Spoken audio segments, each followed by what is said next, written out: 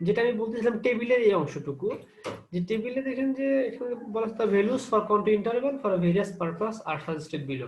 তাহলে আমরা যখন বিভিন্ন যে সব পারপাস যদি আমার আলাদা হয় বা ডিফারেন্স পারপাস যে আমি কি একই রকম কাজ করবো তা না, সেটার জন্য আমার এখানে একটা ইন্টারভাল টেবিল দেওয়া আছে স্ট্যান্ডার্ড ভ্যালু। যদি বিল্ডিং সাইট হয় কোনো এক নাম্বার দেওয়া আছে, তার ভ্যালুটা হবে। স্কেল যদি হয় centimetre to 10 metre, it means that 1/1000। এই মিটারকে 10 মিটারকে 10 সেন্টিমিটারে কনভার্ট করবেন আর কি। তাহলে 1 মিটার সমান 100 মিটার, 10 মিটার সমান 1000 মিটার, অথবা অর লেস। যদি এর চেয়ে কম হয় তাহলে সে আমার স্কেলটা ইন্টারভাল হবে 0.2 to 0.5। আর যদি টাউন প্ল্যানিং স্কিম হয় কোনো, অথবা রিজার্ভার হয়, কোনো ড্যাম হয়, এরকম টাইপের কিছু হয়, এবং তার স্কেল যদি 1 সেন্টিমিটার টু 50 মিটার, অর্থাৎ 5000 অথবা 10,000 100 মিটার হয়, তো সেটা 0.5 টু 2 ইউজ করবো আমরা। আর যদি লোকেশন সার্ভে কোনো লার্জ এরিয়া লোকেশন কোনো সার্ভে করতে হবে, তাহলে সেটাকে আমরা 2 to 3 ধরে দিচ্ছি interval. But for general topographical work, general topographical ওয়ার্কের জন্য জেনারেল একটা ইকুয়েশন আমাদের আছে, সেটা কি? Continuity interval is equal to 25 by number of centimetre per kilometre. অর্থাৎ প্রত্যেক কিলোমিটারে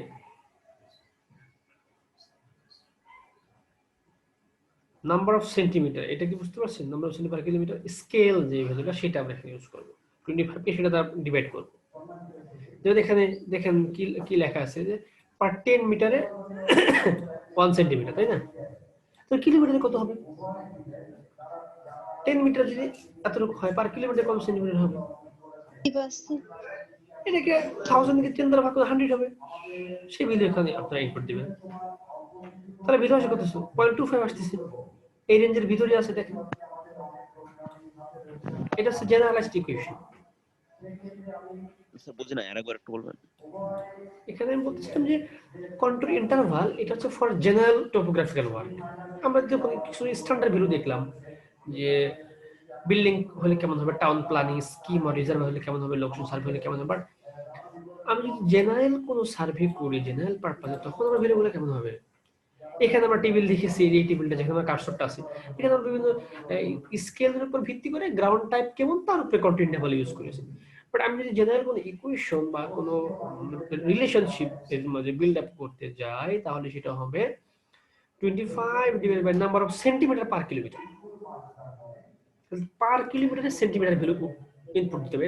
এটা আসবে স্কেল থেকে। Scale 10 is equal to 1 centimetre, মানে কি 1 সেন্টিমিটার পার 10 মিটার, অর্থাৎ 10 মিটারকে প্রকাশ করছে 1 সেন্টিমিটার দিয়ে। তার 1000 কত হবে?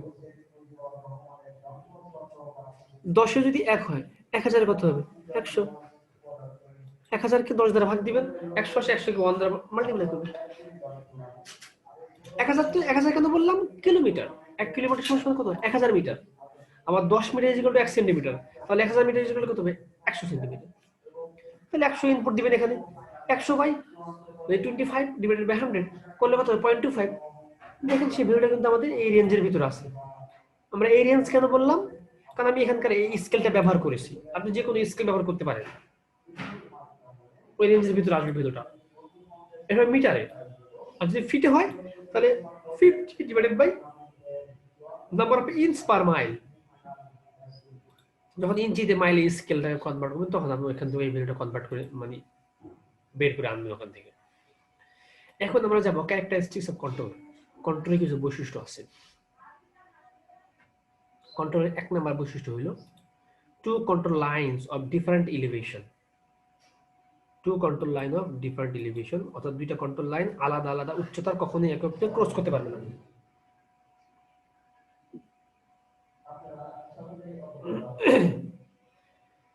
কথাটা কি বুঝতে পারছেন?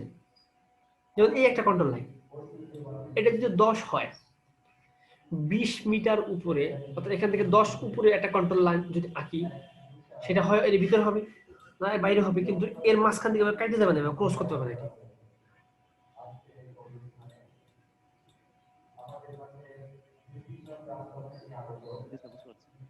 এরপরে অংশটা আছে control lines of different elevation can unit to form one line.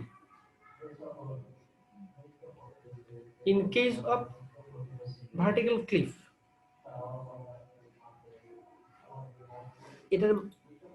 এটার মিনিংসটা হচ্ছে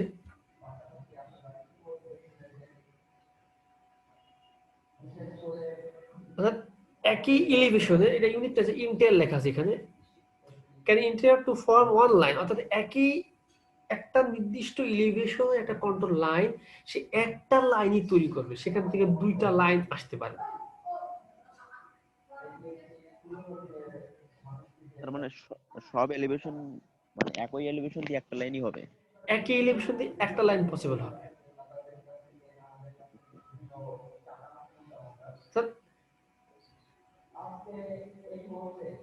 এটা যদি আমি আরেকটু ভালো করে বোঝাই আপনাদেরকে, যে মিলিত হওয়ার কথাটাও যদি এখানে আনি, যে একই এলিভেশনে, যেমন এখানে এইটা এইটা দুটো একই আলাদা এলিভেশনে, যে কখনো এক পয়েন্টে মিট করছে, কিন্তু আমি এখান থেকে একটা লাইন শুরু করলাম, সরি এটা না, কথা ধরেন এখানে একটা লাইন, এই পয়েন্টটা শুরু করলাম, এখানে গিয়ে শেষ, তারপরটা আমার এই পয়েন্টে শুরু হলো, এখানে গিয়ে একই পয়েন্টে শেষ হচ্ছে। এটা অনলি পসিবল কখন, সেটা বলা আছে in case of vertical cliff. তো একমাত্র ভার্টিক্যাল ক্লিফের ক্ষেত্রে, এটাকে আমরা ওভারহ্যাঙ্গিং ক্লিফও বলি। ভার্টিক্যাল ক্লিফ বা ওভারহ্যাঙ্গিং ক্লিফের জলজান্ত উদাহরণ আপনার সামনে দেওয়া আছে এইটা, অর্থাৎ কোন ভার্টিক্যাল একটা অংশ এখানে ওভারহ্যাং করে আছে, এইভাবে যদি আমরা ড্র করি, এই অংশটুকু এখানে এরকম ওভারহ্যাং করে আছে, এই যে বর্ধিত অংশ, এর যখন আমি কন্ট্রোল লাইনটা করব, সেই কন্ট্রোল লাইনটা শুরু হবে একটা পয়েন্ট থেকে, শেষ হবে এই একটা পয়েন্টে গিয়ে।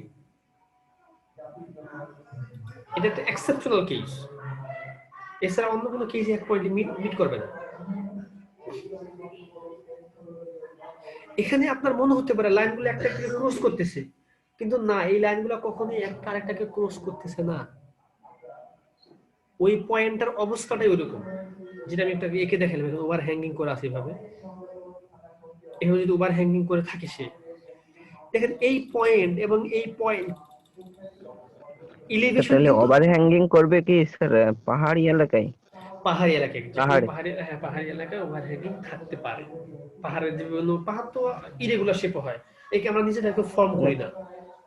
পাহাড়ে খাড়া অংশ বা ঝুলন্ত অংশে, ঝুলন্ত খাড়া অংশ না, ওভার হ্যাঙ্গিং অংশ, যেটাকে আমরা ভার্টিক্যাল ক্লিফ বলি। কেন হচ্ছে জিনিসটা? কারণ এই পয়েন্ট আমি যখন, এখানে তো বিভিন্ন এলিভেশন আছে, এটা তো আমি একটা 2D দেখতেছি বিধে আমার কাছে এরকম মনে হচ্ছে, আদৌ কিন্তু এরকম প্লেন না, এখানে এলিভেশন বিভিন্ন রকম আছে এই সারফেসের উপরে। বাট এই পয়েন্ট এবং এই পয়েন্টটা একটা লাইন বরাবর যদি কাট করাই দিই, এই অংশটুকু, এই দুইটা পয়েন্ট কিন্তু এক জায়গায় না, দুই জায়গায়, বাট আমি যেখানে 2D প্লেনে আঁকতেছি, 2D প্লেন আমি যদি এলিভেশন আঁকি, প্ল্যান আঁকি, উপর থেকে আমি দেখবো দুইটা পয়েন্ট কি একটা পয়েন্ট মনে হবে আমার কাছে। ওই জন্য প্রত্যেকটা লাইন মনে হচ্ছে আমার এই পয়েন্টের লাইন মনে হচ্ছে এই পয়েন্ট দিয়ে সব যাচ্ছে, এখানকার লাইনটা এই পয়েন্ট দিয়ে যাচ্ছে। মানে স্যার আমরা বলতে পারি যে হলো যে পাহাড়ে খাড়া অংশে বা হলো ঝুলন্ত অংশে আপনার মিলিত হওয়ার সম্ভাবনা থাকবে কন্ট্রোল লাইন। না, মিলিত হওয়ার সম্ভাবনা থাকবে না, কন্ট্রোল মিলিত হচ্ছে না, বাট এদের যে একটা এলিভেশন যখন আপনি বিভিন্ন কন্ট্রোল আঁকতেছেন, এদের একটা কমন পয়েন্ট থাকতেছে, কিন্তু তারা কিন্তু একে অপরকে ইন্টারসেক্ট করতেছে না। ইন্টারসেক্টিং জিনিসটা কেমন, যে এটাকে এটা ভেদ করে চলে গেল, আরেকটা হলো যে এই পয়েন্টে মিট করলো, এটা কিন্তু ইন্টারসেক্ট না। চিত্র দ্বারা তো বোঝাচ্ছে যে বিন্দু মিট করতেছে সেইখানে তো, হ্যাঁ, এই চিত্রটা হচ্ছে এইটা, একই বোঝাচ্ছে, একই বোঝাচ্ছে, এলিভেশনে একই বোঝাচ্ছে না, কারণ এলিভেশনে আপনাদের বিভিন্ন লাইন দেওয়া আছে। এই ডায়াগ্রামটা আপনি দেখেন এখানে ফিগার 10.2, এই যে লাইনটা যেটা গেল আমার, এইটা কিন্তু এই পয়েন্টে শেষ হয়ে গেল, প্রথম লাইনটা। বিভিন্ন এলিভেশনের প্রান্ত বিন্দু যেহেতু এক জায়গায় মিলিত হয়েছে, সেটা তো বোঝা। হ্যাঁ, 3 নম্বর লাইনটা দেখেন, 3 নাম্বার লাইনের এটা এলিভেশন কিন্তু আলাদা, কিন্তু যাচ্ছে ওভারহ্যাঙ্গিং ক্লিফ হওয়ার কারণে এই যে কমন পয়েন্ট এখান থেকে এই অংশটুকু, এই দুইটা এলিভেশন আলাদা হলেও প্ল্যান ভিউতে আমার এক পয়েন্ট দিয়ে যাচ্ছে, বাট এলিভেশন নট সেম। কারণ এটার কন্ট্রোল যদি 10 হয়, অবশ্যই এটার কন্ট্রোল 10 হবে না, এটার কন্ট্রোল 15 হবে, এটার কন্ট্রোল 20 হবে, কথার কথা, এটা 25, এটা 30। তার মানে এই যে 30 গেল, এই অংশটুকু এইটা যদি আমার 20 হয়, এটা কিন্তু এখান থেকে এভাবে চলে গেছে বাইরের দিকে, এই টোটাল অংশটুকু 20, ওই 25টাও কিন্তু এই পয়েন্টে মিট করতেছে, বাট এলিভেশনটা কিন্তু সেম না। জিনিসটা হচ্ছে এরকম, এটা হচ্ছে একটা লেভেল, হেলিপ্যাড বা বেস প্যাড, এই পয়েন্টের আলাদা আলাদা হাইট, সেটা এসে এখানে মিট করতেছে।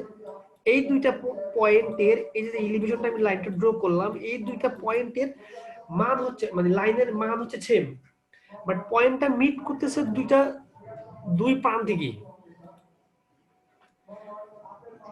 এই কমন এদের যে প্রান্তটুকু, এই প্রান্ত হচ্ছে ফ্ল্যাট,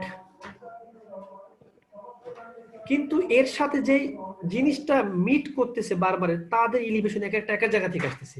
এটা যদি আমি আগে 10 আর এটা যদি হয় 15, তাহলে এই লাইনের কন্ট্রোল 15, এই লাইনের কন্ট্রোল 10, বাট এরা দিন শেষে শুরু হয়েছে একটা কমন পয়েন্ট থেকে এবং লাস্টে শেষ হয়েছে একটা কমন পয়েন্টে, ফ্ল্যাট পয়েন্টে গিয়ে। বাট এদের স্যার তার মানে যেখানে মিলিত হচ্ছে ওইটাকে একটা common point. Common point flat হচ্ছে, ওখানে ওভারহ্যাঙ্গিং যেহেতু ওই জায়গা থেকে ওভারহ্যাঙ্গিং করছে, মানে ওইখানে একটাই এলিভেশন কিন্তু বিভিন্ন এলিভেশন এসে মিলিত হয়েছে। মিলিত হচ্ছে, হ্যাঁ এক্স্যাক্টলি, কারণ ওই প্লেনটা ফ্ল্যাট হয়ে যাচ্ছে, সবার সাথে মিট হয়ে যাচ্ছে।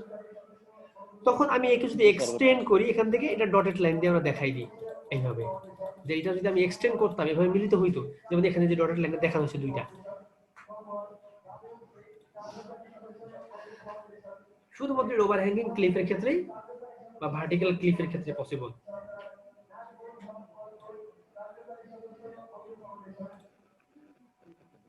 তাছাড়া কন্ট্রোলার কোনো জায়গায় মিলবে না।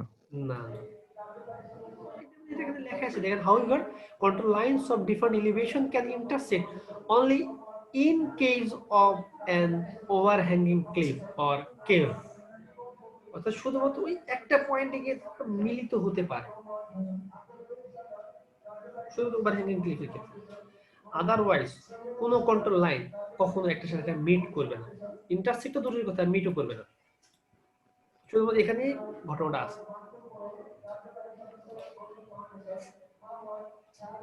এরপর আছে control line close together indicate steep slope, অর্থাৎ যখন দেখবেন যে কন্ট্রোলারদের মাঝে গ্যাপগুলো খুব কম, একটা খুব আর একটা কাছাকাছি, তখন বুঝতে হবে জায়গাটা কি খুব স্টিপ স্লোপ, মানে অনেক খারাপ।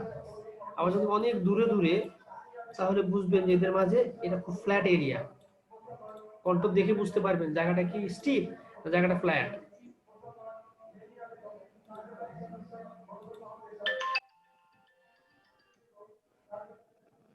চার নম্বর যে ক্রাইটেরিয়া সেটা আছে যে a contour passing through any point is perpendicular to the line of steepest slope at that point, অর্থাৎ কোন কন্ট্রোল লাইন যখন পাস করে কোন পয়েন্ট দ্বারা, ওই পয়েন্টে যে স্লোপ থাকে, স্লোপের পারপেন্ডিকুলার হয় ওই জিনিসটা, যেমন সেটা মানে ওই কন্ট্রোল লাইনটা, এখানে যে পাহাড়টা আছে, আমি যদি এর একটা কন্ট্রোল ড্র করি এই বরাবর, তাহলে এখানে যে স্লোপটা আছে, স্লোপের সাপেক্ষে এই লাইনটা কি হবে, তাকে পারপেন্ডিকুলার ইন্টারসেক্ট করবে, ক্রস সেকশন হবে, এটা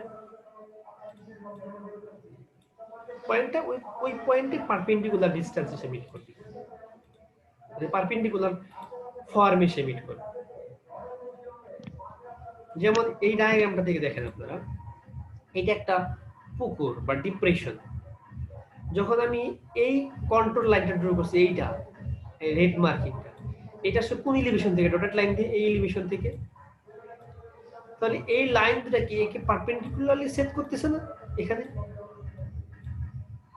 এর শেপ তো জিগজ্যাগ আলাদা, কিন্তু এই দুটা যে লাইন যেটা আমি কন্ট্রোল ড্র করলাম, কন্ট্রোল লাইনটা তো এখানে পারপেন্ডিকুলার সেট করলো, সেটা বোঝানো হচ্ছে এই যে স্লোপ স্টিপিং যে পোরশনটুকু বা স্টিপনেস, তার সাথে সে পারপেন্ডিকুলারলি ইন্টারসেক্ট করতেছে।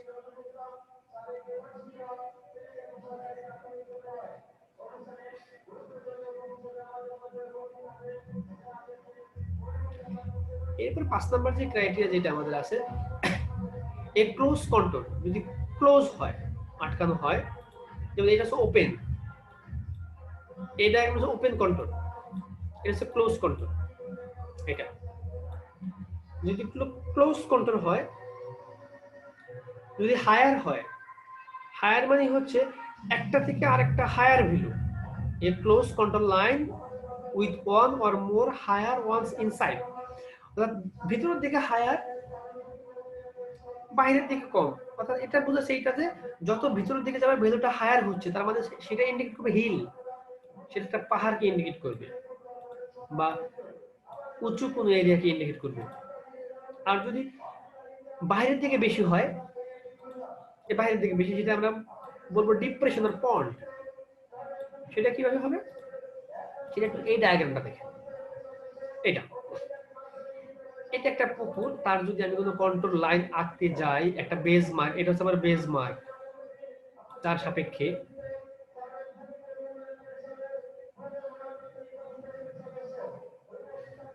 তাহলে এখানকার এই পয়েন্ট, এইটা এলিভেশন কত 96, এটা চলে গেছে কি মাঝখানে 97 কি এই দাগ, এইটা আর একটু বাইরে চলে গেল, এইটা 98 আসতেছে এই পয়েন্ট এবং এই পয়েন্ট, অর্থাৎ পুকুরের এর মাঝে আরো যত পয়েন্ট আছে এই বরাবর সবগুলা এলিভেশন সেম, সেটা আসতেছে এই পরেরটা। তাহলে খেয়াল করেন প্রথম মান 96, তারপর 97, তারপর 98, তাহলে বাহিরের দিকে মানগুলা বাড়তেছে, আপনি এখান থেকে উপরের দিকে উঠতেছেন আর মানগুলা বাহিরের দিকে বাড়তেছে, এটা রিপ্রেজেন্ট করতেছে একটা পুকুর। আর যখন একটা হিল হবে এরকম মনে করেন একটা পাহাড় বেরো, এর সাপেক্ষে আপনি একটা কন্ট্রোল লাইন ড্র করবেন।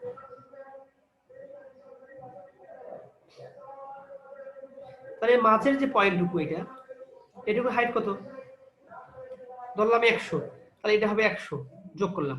এরপরে যে পয়েন্টটা এইটা এবং এইটা, এই দুইটাকে নিয়ে যদি করি আমি, এখানে একটা দাগ আসবে, এখানে দাগ আসবে, এটা 100 চেয়ে ছোট না বড় হবে, ছোট হবে, ধরলাম 95, তাহলে পরের দাগটা 95, এইভাবে এই পয়েন্ট যদি নেই সেটা আসবে 90, এখানে আসলে 80, তাহলে দেখছি আমি বড় থেকে আস্তে আস্তে ভিতরের দিকে মানে বাইরের দিকে ছোট হচ্ছে।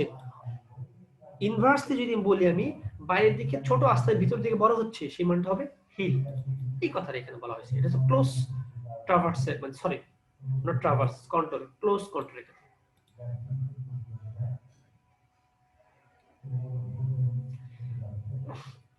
স্যার এই হরিজন্টাল ইন্টারভাল গুলো তো সব জায়গায় সমান নয়। এটা হচ্ছে সমান, এই যে এখানে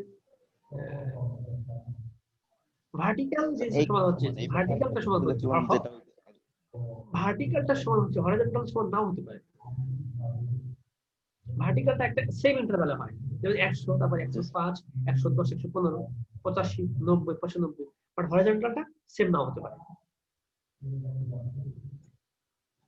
স্যার পাহাড়ি এলাকায় এই জরিপটা আসলে কোন মানে কিসের সাহায্য করা হয়, আসলে কোন জায়গা থেকে কতটুকু উঁচু, ওই এলিভেশনটা বের করে কিভাবে, স্যার কোনো আলাদা কোনো এটার জন্য যে থিওডোলাইট আছে, যেগুলো আছে আপনার থিওডোলাইট দিয়ে ভার্টিক্যালি বিভিন্ন পয়েন্টে এলিভেশন বের করা যায়। ওখানে ওর ভিতরে কম্পাস ফিট করা থাকে, ওখানে মাইক্রোস্কোপ থাকে, যে সমস্ত জায়গাতে আমরা রেঞ্জিং রড নিয়ে যেতে পারি না অথবা চেইন দিয়ে তার ভার্টিক্যাল এলিভেশন মেজারমেন্ট করতে পারি না, সেখানে আমাদের সূত্র আছে, সূত্র ইউজ করে এবং কত কত ডিগ্রি অ্যাঙ্গেল, আমি একটা ডায়াগ্রাম দিয়ে দেখাচ্ছি এখানে। যেমন মনে করেন আপনি এই পাহাড়, হ্যাঁ এটা বড় একটা পাহাড়, এই পয়েন্টের উচ্চতা বের করবেন আপনি, কিন্তু আপনি যে পাহাড়ের উপরে ফিরে উঠতে পারবেন না, অথবা ওখানে যাওয়া পসিবল না, এর মাঝে এখানে বিশাল বড় গর্ত আছে, গেলে মারা যাবে, কত কত বিভিন্ন অবস্টাকল আছে। আপনি এখানে একটা যন্ত্র সেট করবেন, ছোট লাইট বলি দেখে আমরা, বা লেভেল মেশিনও বলি অনেক সময়, এখন তো ডিজিটালও হয়ে গেছে। এটা ভার্টিক্যালি আপনি একে উপর দিকে নিচের দিকে নামাতে পারবেন। এর ভিতরে লাইন অফ কলিমেশন আছে এবং এর ভিতরে ডায়াফ্রাম থাকে, এরকম ডায়াফ্রাম যেরকম দূরবীন দিয়ে দেখেন, যেরকম এরকম ক্রস হেয়ার থাকে, এটাকে আমরা ক্রস হেয়ার বলি, উপরে নিচে দাগটা থাকে। এখানে একটা পয়েন্ট যেটা আপনি ভিজিবল হবে, সেই পয়েন্ট আপনি যখন একে, এটা হচ্ছে এর এই বরাবর ছিল ফিক্স, কিন্তু যখন আপনি একে ভার্টিক্যালি দেখবেন, এভাবে উপর দিকে তুলবেন একে মাইক্রোস্কোপের মতো, মানে দূরবীনের মতো, টেলিস্কোপের মতো এখানে আসবে সে।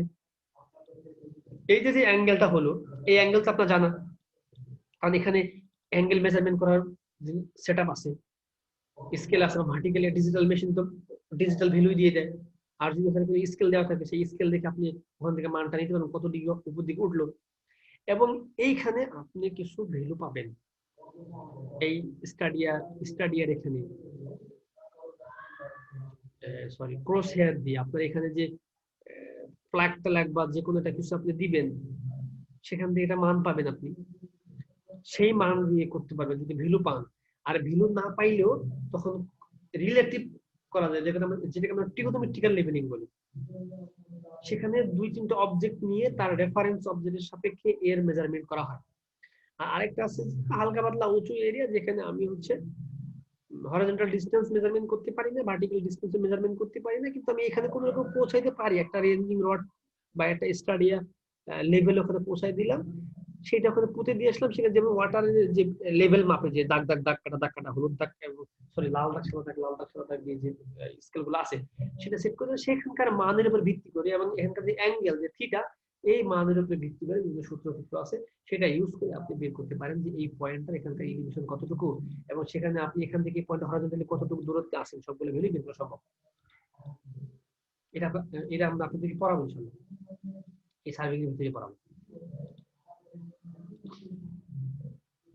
তো এরকম বিভিন্ন মেথড দিয়ে আমরা এলিভেশনটা করে সেখানকার ড্রটা আমরা করব। আর পরের যে জিনিসটা 9 নম্বর আমি যদি যাই, এখানে আছে কিছু ভ্যালি এবং কিছু আছে আমাদের, এটাকে আমরা রিডস বলি। 10.6 যেটা এই ডায়াগ্রামটা, এটাকে আমরা বলতেছি ভ্যালি লাইন। ভ্যালি লাইন কখন বলবো? যখন আমার আউটার ভ্যালুগুলো বেশি হচ্ছে এবং সে কনক্রিট আপওয়ার্ড। ভ্যালি কাকে বলে? দুই পাহাড়ের মধ্যবর্তী যে অংশটুকু সমতল ভূমি, সেটাকে আমরা ভ্যালি বলি নাকি? উপত্যকা, দুইটা মধ্যবর্তী পাহাড়, তার মাঝে সমতল ভূমি, সমতল মানে তো সমতল না, সেটাকে আমরা বলি উপত্যকা বলি। তো উপত্যকা যে কন্ট্রোল ম্যাপ যদি আমরা করি, তখন সেটা হচ্ছে ভ্যালি শেপ হয়। কন্ট্রোল লাইন ক্রস এ ভ্যালি লাইন এট রাইট অ্যাঙ্গেলস। অর্থাৎ ভ্যালি যে লাইনটা আছে, এটাকে আমরা বলি, এর যে পিক পয়েন্ট গুলো আছে, এই পিক পয়েন্ট গুলো যোগ করলে সেটাকে আমরা পাবো ভ্যালি লাইন। এই ভ্যালি লাইন গুলো কন্ট্রোল লাইন রাইট অ্যাঙ্গেল, অর্থাৎ 90 ডিগ্রিতে ক্রস সেকশন মানে ইন্টারসেক্ট করে, ক্রস করে, এবং তার শেপটা হয় ভির মতো এরকম, বা এরকম উল্টা ভিজে V shape across with its convex side. অর্থাৎ একটা হচ্ছে কনকেভ সাইড, এটা কনভেক্স সাইড। কনকেভ মানে উপরেরটা, কনভেক্স মানে ভিতরেরটা। তো তার শেপটা হবে এরকম, এবং below the higher convex side of the curve towards the higher ground, অর্থাৎ উপরের মানে হায়ার ভ্যালুর দিকে, হায়ার গ্রাউন্ড মানে তো গ্রাউন্ড লেভেলের এলিভেশনটা বেশি হবে। অর্থাৎ এরকম শেপের যখন হবে, সেটাকে আমরা ভ্যালি বলবো। এটা হলো ইন্টারসেক্ট করবে, সেটা হলো ভ্যালি লাইন। আর রিডস হচ্ছে উল্টাটা, the same contour appears to the either side of the ridge or valley। এর যে আইদার সাইড যেটা হবে, সেটাকে আমরা বলছি ভ্যালি। সেইটা হবে কনকেভ সাইডে, বাহিরের ভিতরের দিকে। এটা হচ্ছে আসছে কোন থেকে, কোন দিক থেকে? আমার হায়ার থেকে লোয়ারের দিকে, এইভাবে লাইনটা হায়ার থেকে লোয়ারের দিকে। আর এখানে ভ্যালুটা আসতেছে আমার লোয়ার থেকে হায়ার দিকে। ডায়াগ্রাম মনে রাখলে হবে যে কোনটা ভ্যালি বলতে আমরা কোনটাকে রিডস বলতেছি।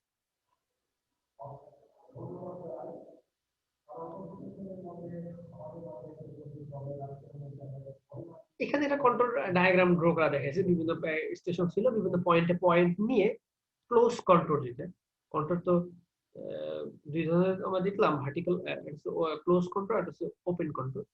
সেই কন্ট্রোল ম্যাপ আমরা কিভাবে প্রডিউস করতে পারি? কন্ট্রোল ম্যাপ প্রডিউস করার কিছু ডিরেক্ট মেথড আছে, কিছু ইনডিরেক্ট মেথড আছে।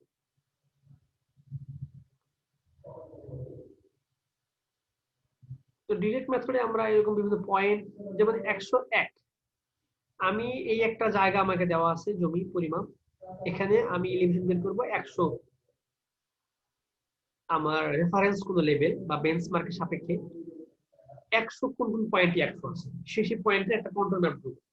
তাহলে আমি যখন এখানে থিওডোলাইট নিব, ট্রাভার্স সার্ভে করব, আপনারা মিড টার্মের সময় লেভেলিং করছেন না, লেভেল মেশিন দিয়ে বিভিন্ন পয়েন্টে আরএল বের করা শিখছেন আপনারা, height of the instrument method, G sir. এবং হচ্ছে আরেকটা মেথড হচ্ছে আমাদের রাইজিং ফল মেথড। দুইটা মেথডে যে কোনো একটা ফলো করতে হয়।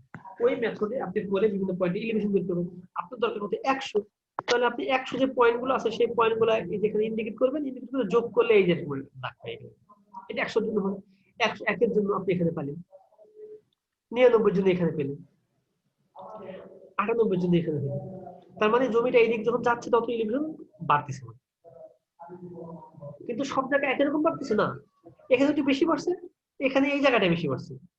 100 কিন্তু সব এক জায়গাতে 100 না, এখান থেকে দেখেন 20 মিটার দূরে আছে 100, আর এখান থেকে কত দূর আছে 15 মিটার, আবার এখান থেকে আছে 25 মিটার দূরে 100, অর্থাৎ 100টা বিভিন্ন পয়েন্টে ছড়াই ছিটে আছে।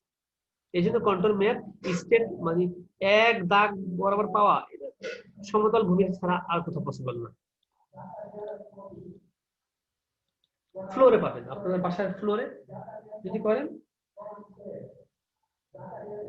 সেখানে দেখবেন যে এরকম লেভেল আছে। তাও বাসার ফ্লোর কিন্তু 100% লেভেল না, সেখানে হালকা পরিমাণে ইনক্লাইনেশন থাকে, যাতে পানি জানি পড়লে যে ড্রেন আউট হওয়ার জায়গা সেখান থেকে পানিটা ড্রেন আউট হতে পারে। ওখানে কিছু স্লাইড কাট করা, হালকা কাট করা থাকে, স্লোপিং থাকে।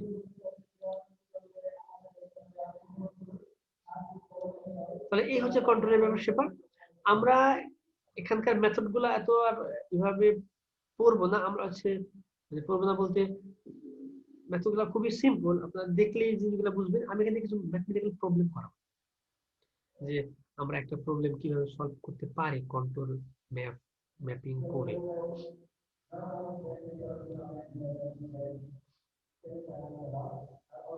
কোন রিজার্ভারের ক্যাপাসিটি বা কোন জায়গার মেজারমেন্ট আমরা কিভাবে করি, আর কন্ট্রোল ম্যাপ প্র্যাকটিক্যালি আমরা কিভাবে ড্র করি, সেটা প্রবলেমটা এই বইতে, হ্যাঁ এখানে একটা প্রবলেম আছে, এটাকে আমরা বলি ইন্টারপোলেশন। এটা প্র্যাকটিক্যালি সবচেয়ে বেশি ইউজ হয়, preparation of control map by interpolation method. এখন কথা হলো যে ইন্টারপোলেশন সম্বন্ধে আপনাদের ধারণা আছে কিনা? ইন্টারপোলেশন কাকে বলে?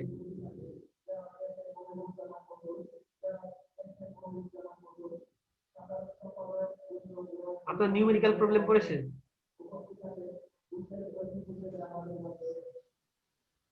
শুনতে পাচ্ছেন আমাকে?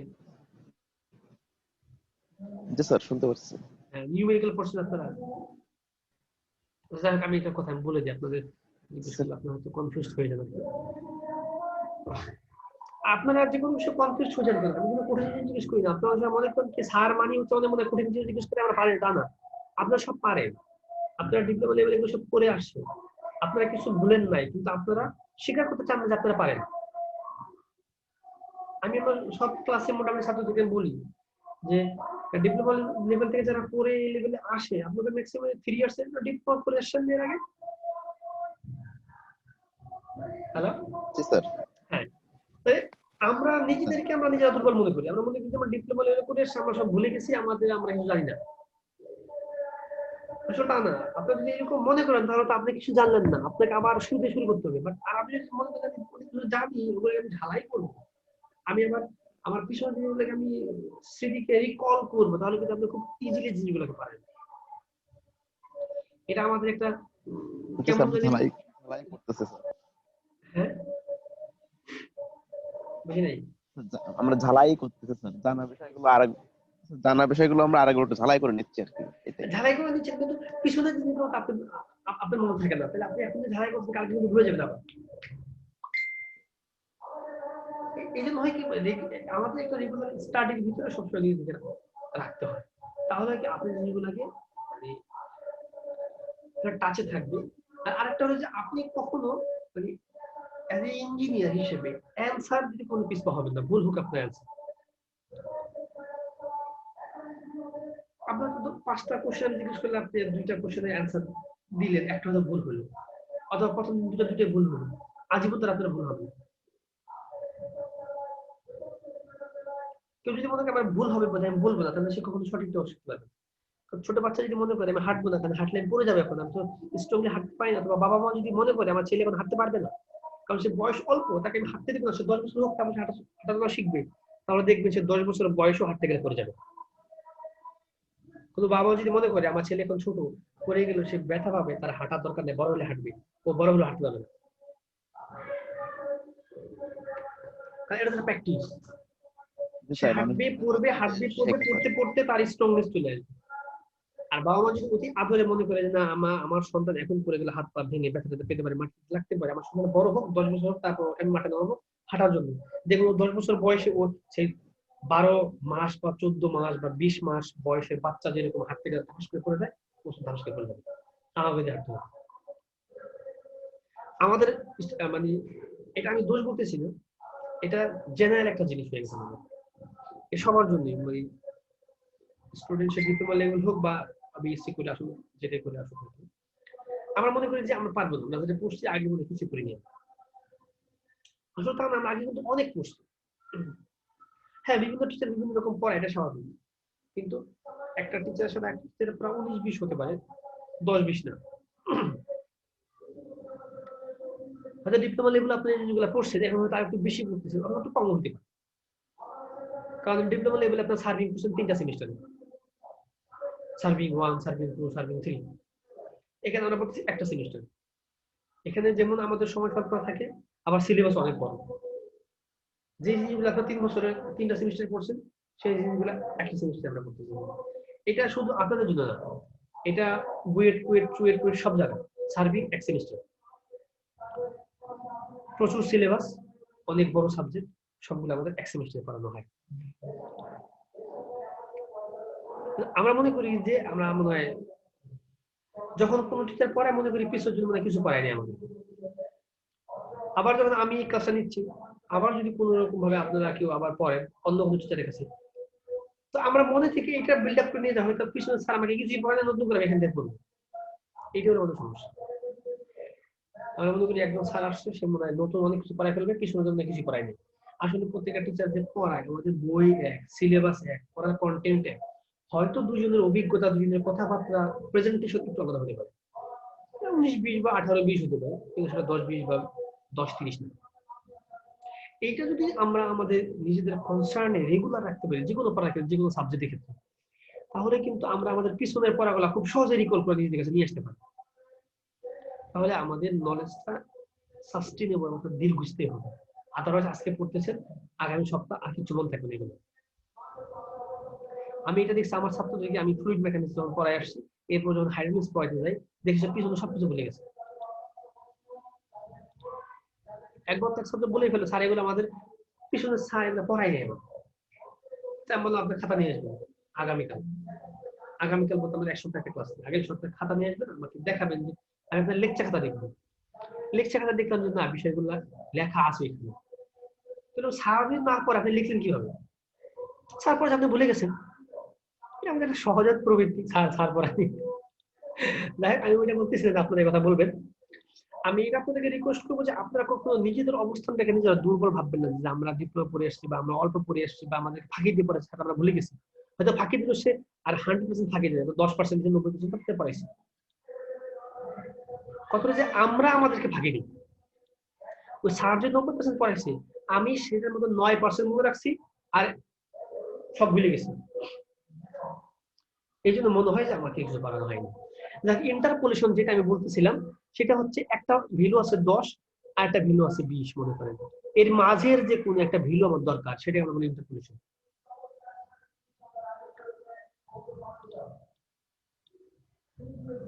যেমন এখানে মনে করেন যে রহিম আছে, করিম আছে, আর গফফার আছে, বা আর কে যে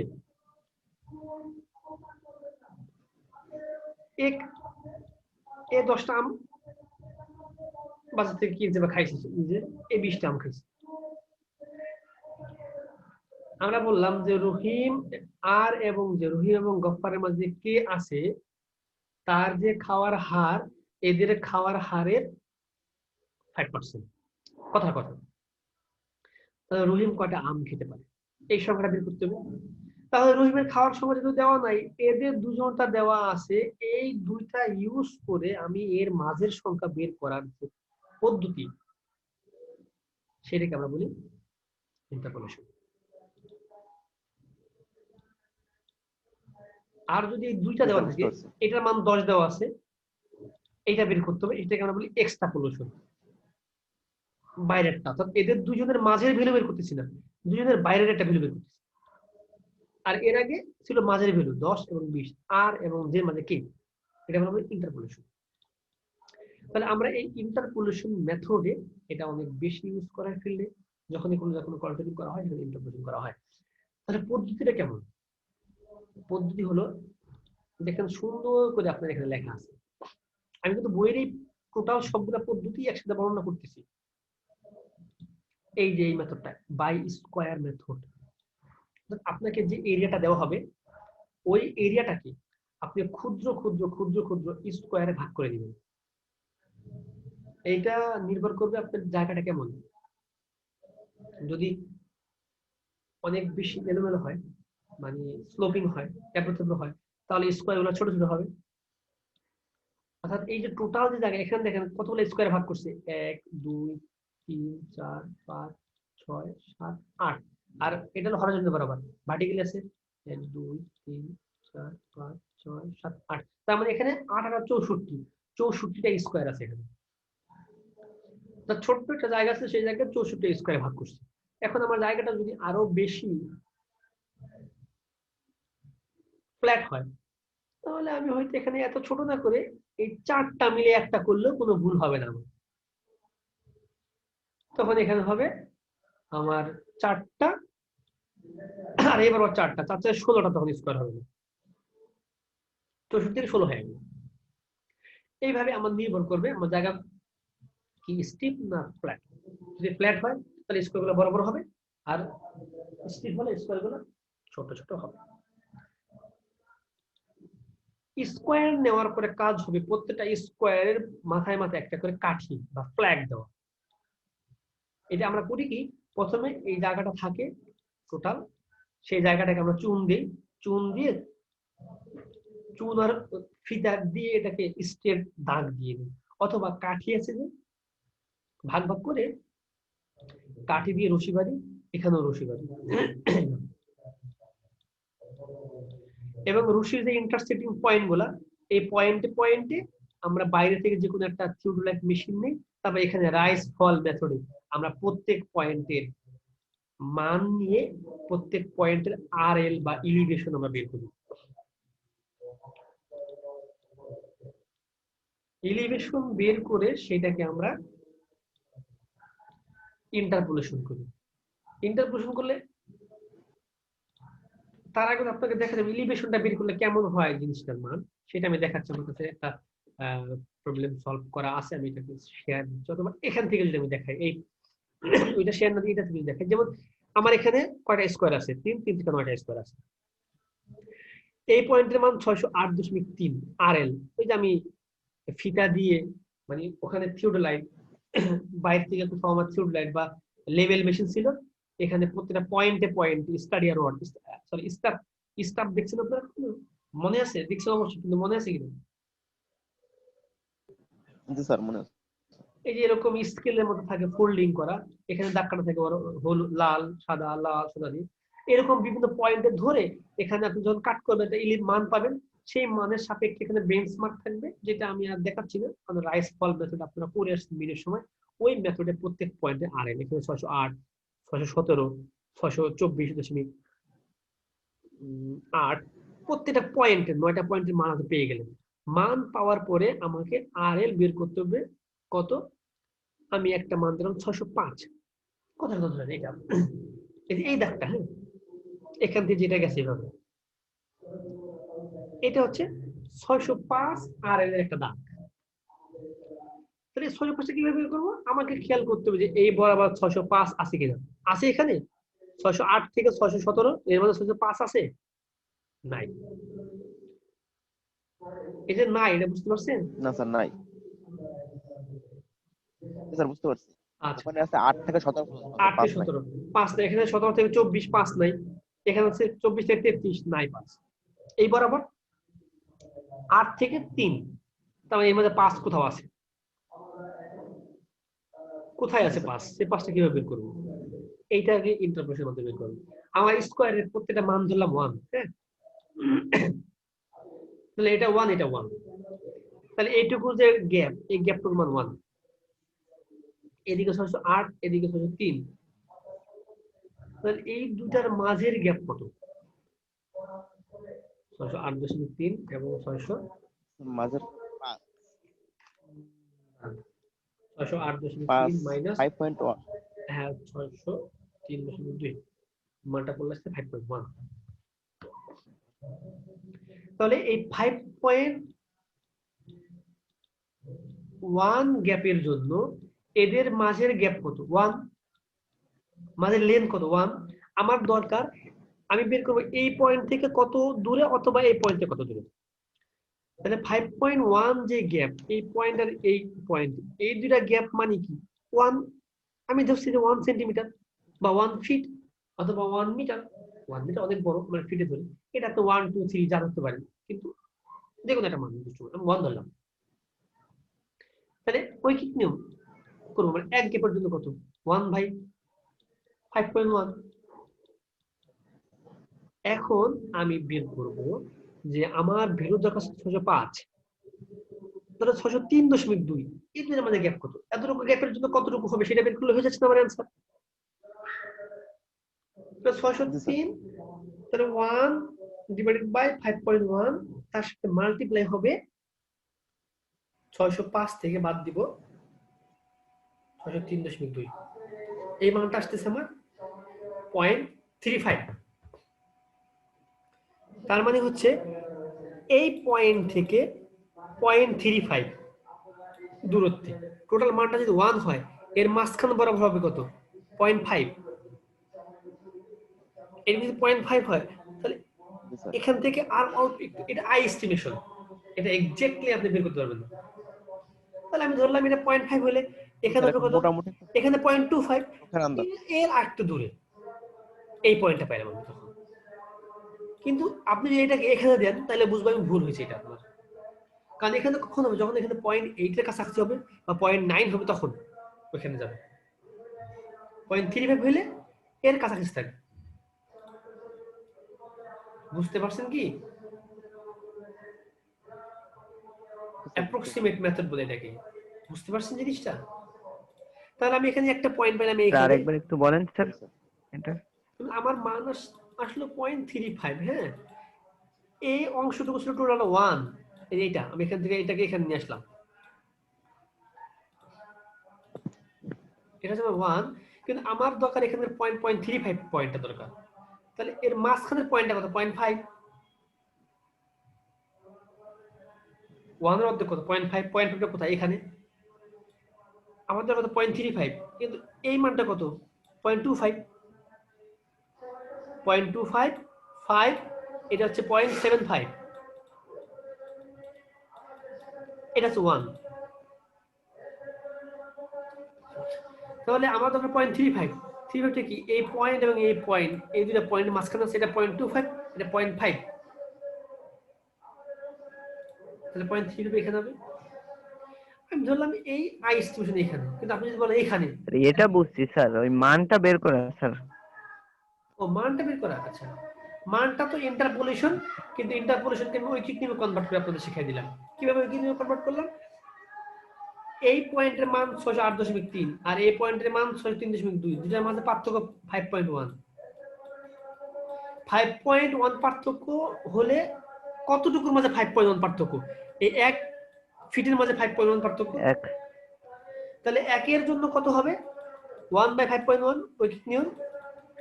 আর আমার দরকার 605 পয়েন্টের আরএল, 605। আমি 603 এই পয়েন্ট থেকে মাপবো কত দূরে আছে।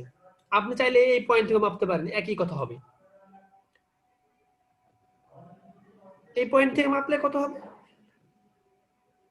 1। এখন আমি দেখবো 608.5 5 মাইনাস 5.5 এতটুকু পার্থক্যের জন্য কতটুকু পার্থক্য হবে? তাহলে 608.3 মাইনাস 605, এইটাকে আমি গুণ করবো 1/5.1 দ্বারা ইন্টু 1/5.1, সেটা আসতেছে 0.65। তার মানে এখান থেকে 0.65 আর এখান থেকে 0.35 একই তো কথা। এইটা মনে করেন 1, এই পয়েন্টটা 0.25, তার মানে কি এখান থেকে 0.75 দূরে সে, এখান থেকে 0.25 দূরে। কারণ এই 605টা পাবো কোথায় স্যার? এটা কি আমার দেওয়া থাকবে? এইটা কোশ্চেনে বলা থাকবে, যেমন এখানে দেখেন বলা ড্র করতে হবে RL 605, 610 এবং 615, এটা কোশ্চেনে বলা থাকবে আপনার। স্যার আমাদের এই কোশ্চেনটা যদি পরীক্ষা আসে তাহলে আমাদের তো এই হিসাবটা না দেখালেও হচ্ছে, জাস্ট ড্র করলেই হচ্ছে। হিসাব তো দেখুন, তখন রাফলি করবেন আপনার, এত হিসাব কেন দেখাবেন আপনি? মেলা হিসাব তো রাফ ক্যালকুলেটরে করবেন। কিভাবে ক্যালকুলেট করবেন? এই যে আমি লিখে দিলাম 1/5.1, এটা এই গ্যাপের জন্য। আপনি এখানকারটা আবার ক্যালকুলেটর দিয়ে কয়েক সেকেন্ডের ভিতরে করে ফেলতে পারবেন। আর পয়েন্ট তো হাজার হাজার আসতেছে না, এখানে একটা পয়েন্ট আসছে। তারপর দেখুন এই পয়েন্টে কোনো পয়েন্ট আসবে নাই, এখানে 601, এখানে 603, না, এর মানে 605 নাই। এখানে 601, এখানে 507, এর মানে 605 নাই। এখন আমি যাবো এই বরাবর, এইবার 603, 607, এর মানে 605 আছে। একইভাবে আমি ক্যালকুলেশন করে বের করলাম এই পয়েন্টে। জি স্যার। এখানে কোনো পয়েন্টের মধ্যে নাই। দেখেন আপনি 617, 637, 607 এর মাঝে নাই। আমি আমার যাবো এই বরাবর, কারণ এখানে তো নাই, এটা আমি দেখে আসছি, এটা দেখে আসছি। এই জন্য এই কাজগুলো পেন্সিল দিয়ে করবেন। এটা দেখা শেষ, এখানে আমি একটা পয়েন্ট পাইছি, এখানে এটা দেখবো আমি। এখানে নাই 601 থেকে 604, কিন্তু এখানে আছে 604 থেকে 612। তার মানে বুঝতেছেন 612 আর 604 এই চারের কাছাকাছি হবে 605 এই পয়েন্টে পেয়েছি। এই বরাবর যদি করি আমি ভার্টিক্যালি, এখানে কিন্তু আর নাই, দেখেন 612, 619, এখন ভার্টিক্যালটা বাকি আছে আমার। ভার্টিক্যাল করলে আমি এখানে 607, এখানে 604, এর মাঝে আছে একটা পয়েন্ট। 4 থেকে 5, তাও 6, তাও 7, এই কাছে এভাবে বের করে ফেলবেন। বের করে এই পয়েন্টটা যোগ করে দিলে হয়ে গেল ব্যাস। এখন আমার কথা হলো, স্যার এখানে তো সুন্দর ঢেউ দিয়ে যোগ করছে, এই যে এখানে একটা ঢেউ দিয়েছে এরকম করে। আপনি তো এই ঢেউ নাও দিতে পারেন, আপনি আপনার মতো যদি এভাবে যোগ করে দেন। হ্যাঁ, এখান থেকে এমনি এভাবে নিয়ে এভাবে এসে এভাবে যোগ করে আপনি এভাবে দিল, সেটা কিন্তু হয়ে যাচ্ছে। এখানে চুলচেরা বিশ্লেষণ নাই, এখানে মোটামুটি 90% বা 95% অ্যাকুরেসি মেনটেন করা হচ্ছে। অর্থাৎ এক চুল বা স্যার আর এই পদ্ধতি তো বেশি উঁচুর ক্ষেত্রে করা সম্ভব না।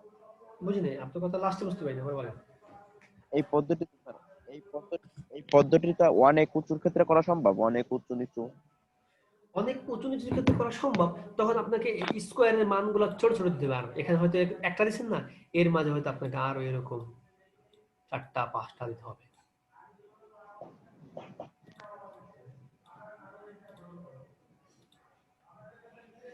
এই হচ্ছে আমাদের আজকের ক্লাস।